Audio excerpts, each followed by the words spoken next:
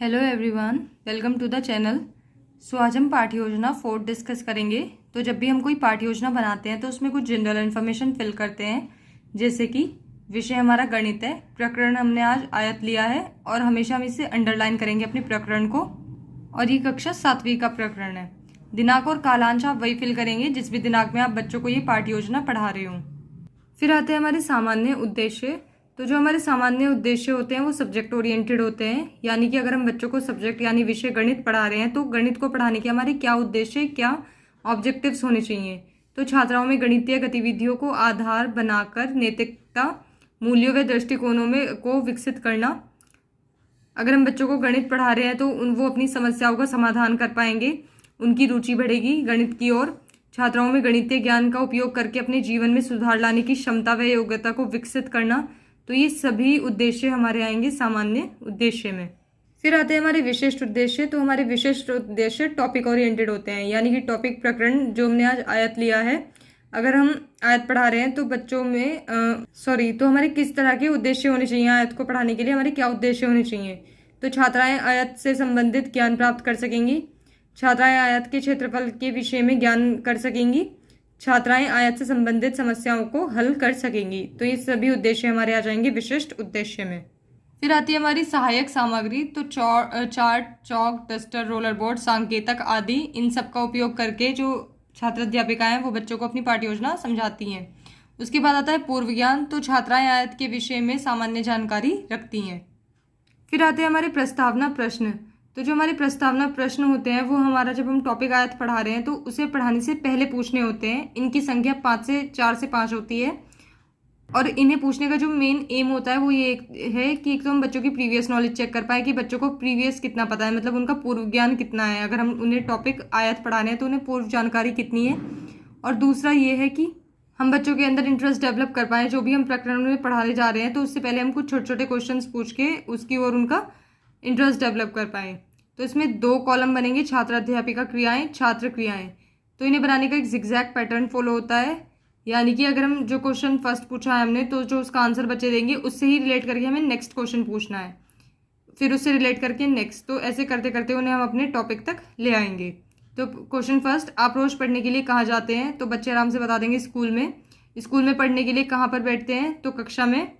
फिर कक्षा में दिखाई देने वाली कुछ चीज़ों के नाम बताइए। तो टेबल, ब्लैक बोर्ड, खिड़की, कुर्सी आदि।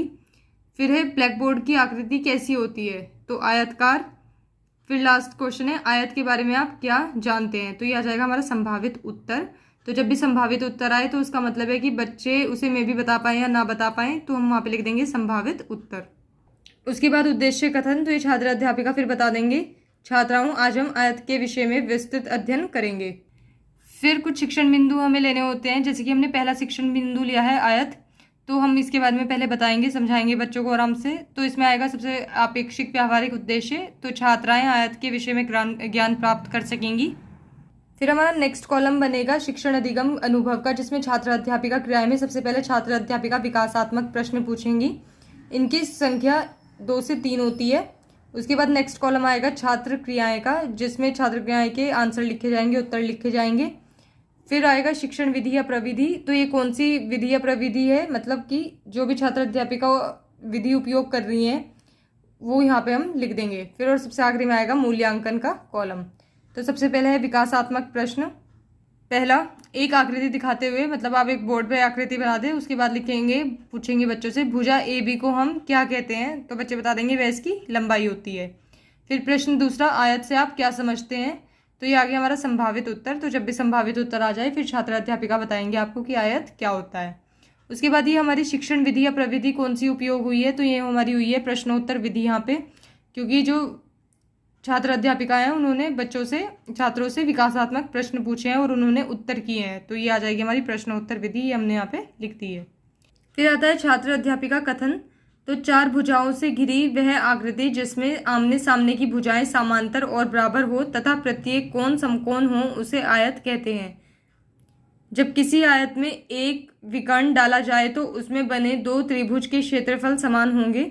जब आयत में 2 विकर्ण डाले जाएं तो दोनों की लंबाई समान होगी और आमने सामने के कोण भी समान होंगे। तो ये मैंने आयत के बारे में यहाँ पे इतनी इन्फॉर्मेशन लिखी है, आप चाहें तो इसमें और ऐड ऑन कर सकते हैं। आप एक बार में एक शिक्षण बिंदु में उतनी ही इन्फॉर्मेशन लिखेंगे जितना आप बच्चों को पढ़ा सकते हो।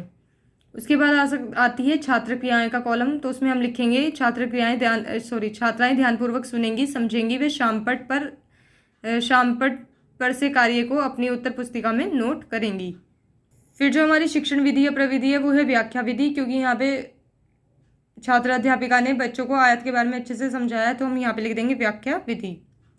फिर आखिरी में आता है हमारा मूल्यांकन प्रश्न। तो मूल्यांकन का मतलब होता है कि हम जो भी बच्चों को पढ़ा रहे हैं तो उन्हें कितना समझ में आ रहा है, उनका कितना ध्यान है, तो हमें उनका मूल्यांकन करना होता है, इवैल्यूएशन करना होता है। तो हम कैसे करेंगे? तो जो भी हमने शिक्षण बिंदु में पढ़ाया है उससे संबंध करके हम एक उनसे प्रश्न पूछ लेंगे, तो हमें पता चल जाएगा कि उन्हें कितना समझ में आ रहा है।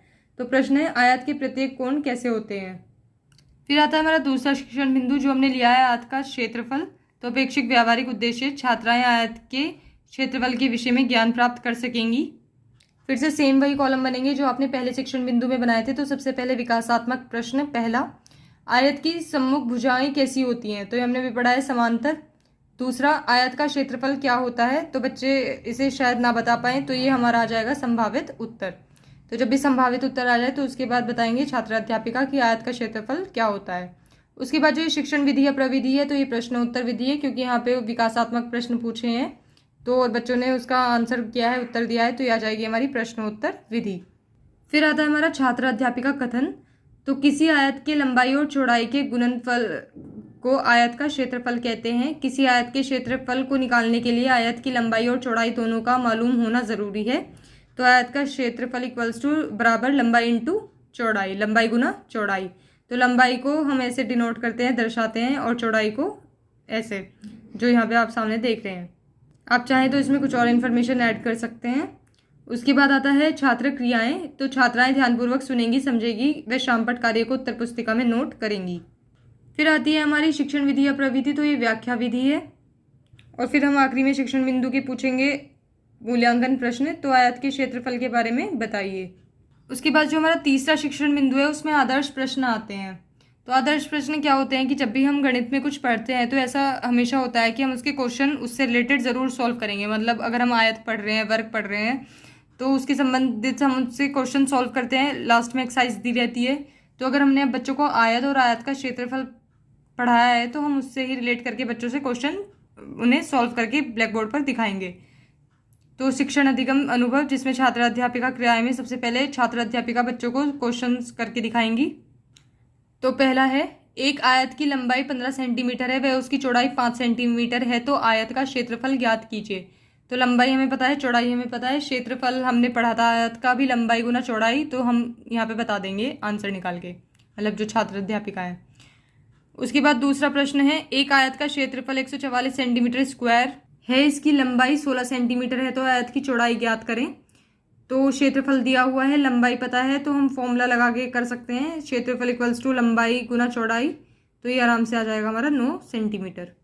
तो छात्राएं क्रियाएं में आएगा, छात्राएं ध्यानपूर्वक सुनेंगी, समझेंगी तथा शामपट कार्य को अपनी उत्तर पुस्तिका में नोट करेंगी। उसके बाद जो ये शिक्षण विधि या प्रविधि है, निगमन विधि है। फिर आते हैं हमारे सबसे शिक्षण बिंदु के आखिरी में अभ्यास प्रश्न। तो क्या होता है कि जब भी गणित में पहले छात्र अध्यापिका सॉल्व करके दिखाती हैं कुछ क्वेश्चन, उसके बाद वो क्लास में ही बच्चों को करने के लिए देती हैं कुछ अभ्यास प्रश्न। तो ये क्लास वर्क ही होता है, होमवर्क नहीं होता है। तो अपेक्षित व्यावहारिक उद्देश्य में छात्राएं आयत से संबंधित प्रश्नों को हल कर सकेंगी। तो प्रश्न पहला, एक आयत का क्षेत्रफल 150 सेंटीमीटर स्क्वायर है, इसकी चौड़ाई 5 सेंटीमीटर है, तो आयत की लंबाई ज्ञात कीजिए। उसके बाद दूसरा, एक आयत की लंबाई 20 सेंटीमीटर है, तो उसकी चौड़ाई 15 सेंटीमीटर है, तो आयत का क्षेत्रफल ज्ञात कीजिए। उसके बाद छात्राएं क्रियाएं में आएगा, छात्राएं ध्यानपूर्वक सुनेंगी, समझेंगी, वे शामपट कार्य को अपनी उत्तर पुस्तिका में नोट करेंगी। फिर आते हैं हमारी शिक्षण विधि या प्रविधि। तो ये अभ्यास कार्य विधि है, क्योंकि यहाँ पे जो छात्र अध्यापिका है उन्होंने प्रश्न दिए थे अभ्यास के लिए, तो ये बच्चों ने यहाँ पे किए भी हैं।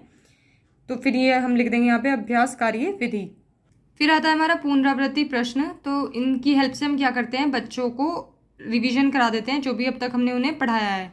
तो हम रिवीजन कैसे करा सकते हैं, जो भी हमने शिक्षण बिंदु पढ़ाए हैं, किसी फिलअप की फॉर्म में, रिक्त स्थान की, सत्य असत्य, ट्रू फॉल्स की फॉर्म में, तो हम उनसे ऐसे उनका रिवीजन करा सकते हैं। तो ये हमें उनमें से ही क्वेश्चन बनाने हैं जो हमने अभी शिक्षण बिंदु पढ़ाए हैं। तो पहला है, आयत में आमने सामने की भुजाएं डैश होती हैं, तो बताना है बच्चों को क्या होती हैं वो। फिर दूसरा, आयत का क्षेत्रफल इक्वल्स टू, तो इसमें फॉर्मूला लिखना है। देन तीसरा, जब किसी आयत में एक विकर्ण डाला जाए तो उसमें बने दो त्रिभुज के क्षेत्रफल समान होंगे। तो इसमें बताना है सत्य है या सत्य, ट्रू है या फॉल्स। तो इस तरह से हम बच्चों का रिवीजन करा सकते हैं। सबसे आखिरी में आता है गृह कार्य। तो ये देना बहुत ही ज़रूरी होता है और ये नेक्स्ट डे आके जो छात्र अध्यापिका हैं वो बच्चों का चेक भी करेंगे और उनसे बोलेंगे भी कि इसे ज़रूर से करके लाना है। तो इसमें इनकी संख्या 2 से 3 प्रश्न की होती है। मैंने आज यहाँ पे एक ही प्रश्न लिखा है, तो आप चाहें तो इसमें और लिख सकते हैं। तो प्रश्न है, एक आयत की लंबाई 19 सेंटीमीटर व उसकी चौड़ाई 11 सेंटीमीटर है, तो आयत का क्षेत्रफल ज्ञात कीजिए। तो यहाँ पे हमारी पाठ्य योजना खत्म होती है। अगर आपको ये पाठ्य योजना पसंद आई हो then please like share and subscribe the channel. Thank you.